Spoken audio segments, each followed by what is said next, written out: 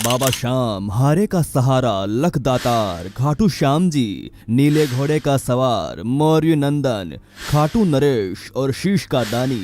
जितने निराले बाबा श्याम के नाम और भक्त हैं, उतना ही रोचक इनका इतिहास है। आज हम जानेंगे कि आखिर क्यों राजस्थान में सीकर जिले के एक गांव खाटू के नरेश खाटू श्याम जी को पूरी दुनिया में शीश के दानी के नाम से भी क्यों जाना जाता है। कौन है खाटू श्याम जी और कैसे बने बाबा श्याम, इन सब के पीछे कौन सी पौराणिक कथा है। चलिए आज आपको बताते हैं खाटू श्याम जी की कहानी मेरी जुबानी। कौरव वंश के राजा दुर्योधन ने निर्दोष पांडवों को सताने और उन्हें मारने के लिए लाक्षागृह का निर्माण किया था, पर सौभाग्यवश वे उसमें से बच निकले और वनवास में रहने लगे। एक समय जब वे वन में सो रहे थे, उस स्थान के पास ही एक हिडम्ब नाम का राक्षस अपनी बहन हिडिंबी के साथ रहता था। तब उनको मनुष्य यानी पांडवों की गंध आई तो उन्हें देखकर ये राक्षस अपनी बहन से बोला कि इन मनुष्यों को मारकर मेरे पास ले आओ। अपने भाई का आदेश पाकर वे वहां आई जहां पास ही सभी भाई द्रौपदी सहित सो रहे थे और भीम उनकी रक्षा में जाग रहा था। भीम के स्वरूप को देखकर हिडिंबी उस पर मोहित हो गई और मन ही मन ये सोचने लगी कि मेरे लिए उपयुक्त पति यही हो सकता है। उसने भाई की परवाह किए बिना भीम को पति मान लिया और कुछ देर बाद हिडिंबी के वापस ना लौटने पर हिडिंबासुर वहां आया और स्त्री के सुंदर भेष में अपनी बहन को भीम से बातें करता देखकर बड़ा क्रोधित हुआ। उसके बाद हिडिंबी के अनुनय विनय से माता कुंती व युधिष्ठिर के निर्णय से दोनों का गंधर्व विवाह हुआ। उपरोक्त अवधि के अंतर्गत हिडिंबी गर्भवती हुई और एक महाबलवान पुत्र को जन्म दिया। बाल रहित होने से बालक का नाम घटोत्कच रखा गया। हिडिंबा ने कहा कि मेरा भीम के साथ रहने का समय समाप्त हो गया है और आवश्यकता होने पर पुनः मिलने के लिए कहकर वह अपने अभिष्ठा स्थान पर चली गई और साथ ही घटोत्कच भी सभी को प्रणाम करके आज्ञा लेकर उत्तर दिशा की ओर चला गया। जल्द ही श्री कृष्ण के कहने पर मणिपुर में मुरदेती की लड़की कामकंटका से गंधर्व विवाह हुआ।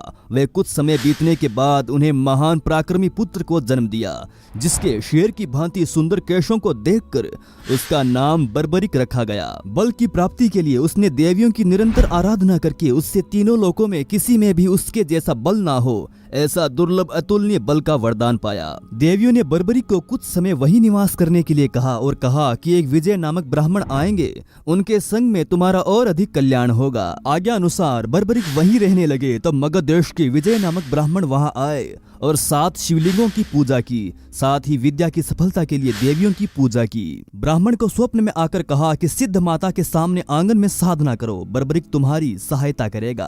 ब्राह्मण का आदेश पाकर बर्बरिक ने साधना में विघ्न डालने वाले सभी राक्षसों को यमलोक भेज दिया। उन असुरों को मारने पर नागों के राजा वासुकी वहां आए और बर्बरिक को दान मांगने के लिए कहा।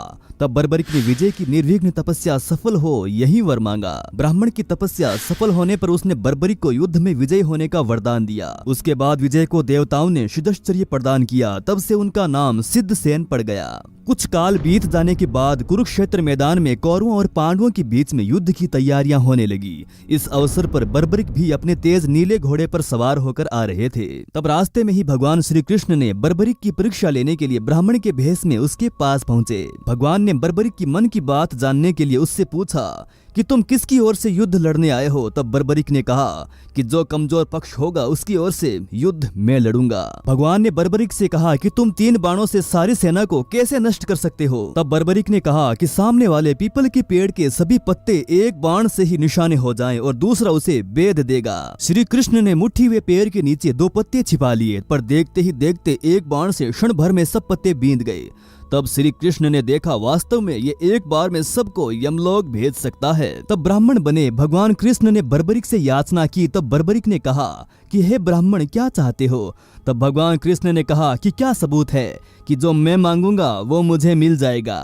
तब बर्बरिक ने कहा कि जब वचन की बात की है तो तुम प्राण भी मांगोगे तो मिल जाएंगे। तो ब्राह्मण के भेष में नटवर बोले मुझे तुम्हारा शीश का दान चाहिए। यह सुनकर बर्बरिक स्तब्ध रह गए और बोले मैं अपना वचन सहर्ष पूरा करूंगा, पर सत्य कहो आप कौन हो। तब भगवान नटवर ने अपना विराट स्वरूप बताते हुए कहा कि मैंने ये सोचा कि यदि तुम युद्ध में भाग लोगे तो दोनों कुल पूर्णतया नष्ट हो जाएंगे। तब बर्बरिक ने कहा कि आप मेरा शीश का दान तो ले लीजिए, पर मेरी एक इच्छा है कि मैं युद्ध को आखिर तक देख सकूं। तब भगवान ने कहा कि तुम्हारी ये इच्छा जरूर पूरी होगी। तब बर्बरिक ने अपना शीश धड़ से काट कर दे दिया। उसके बाद भगवान ने बर्बरिक के शीश को अमृत जड़ियों के सहारे पहाड़ के ऊंचे शिखर पर उगे एक पीपल के पेड़ पर स्थापित कर दिया। 18 दिन तक चले युद्ध में पांडवों को विजय प्राप्त हुई, साथ ही उन्हें अपनी जीत पर घमंड हो गया। तब श्री कृष्ण उन सबको लेकर वहां पहुंचे जहां बर्बरिक का सिर स्थापित था। बर्बरिक के सामने पांडव अपनी अपनी वीरता का बखान करने लग गए। तब बर्बरिक के सिर ने कहा कि आप सबका घमंड करना व्यर्थ है, जीत श्री कृष्ण की मृतिज्ञ से ही मिली है। बर्बरिक ने कहा कि मुझे तो इस युद्ध में श्री कृष्ण का सुदर्शन चक्र ही चलता नजर आया था। इसके बाद बर्बरिक चुप हो गए और आकाश से फूलों की वर्षा होने लगी। तब भगवान कृष्ण ने प्रसन्न होकर बर्बरिक को वरदान दिया कि कलयुग में तुम मेरे श्याम नाम से पूजे जाओगे और तुम्हारे स्मरण मात्र से ही सभी मनोरथ पूर्ण होंगे। हे भगवान, सभी भक्तों पर अपनी कृपा दृष्टि बनाए रखना। जय श्री खाटू वाले श्याम जी की। राधे राधे। दोस्तों, वीडियो अगर जरा भी अच्छा लगा हो तो वीडियो को लाइक जरूर कीजिएगा, अपने प्यारे मित्रों के साथ शेयर कीजिएगा और हमारे और आपके इस चैनल को सब्सक्राइब भी जरूर कीजिएगा। धन्यवाद।